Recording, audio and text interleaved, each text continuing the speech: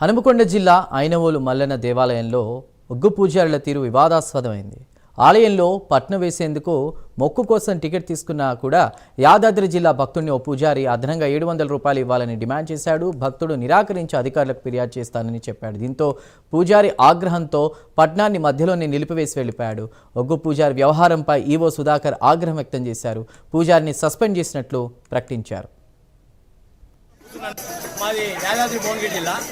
నేను ఈరోజు పొద్దున దర్శనం కోసం ఐలాండ్ మల్లన్న టెంపుల్కి రావడం జరిగింది.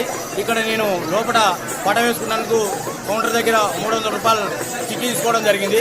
అదేవిధంగా ఇక్కడ భక్తులు రద్దీగా ఉండడం వల్ల ఇక్కడ జరిగింది ఏంటంటే, ఇక్కడ ఎవరైతే ఒగ్గోళ్ళు ఉన్నారో అందరికీ ఒకటేసారి పటాలు వేసే కార్యక్రమం పెట్టారు.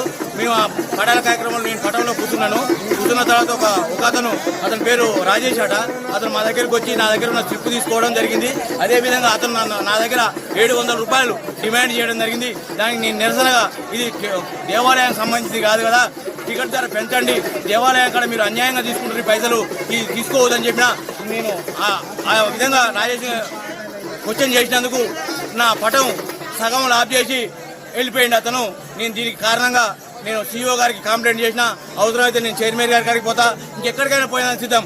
ఈ నాలాంటి భక్తులకు, ఇతరులకు ఎవరికి ఈ విధంగా అన్యాయం జరగకూడదని నేను దేవాదాయ కమిటీ చైర్మన్ గారిని కోరుతున్నా.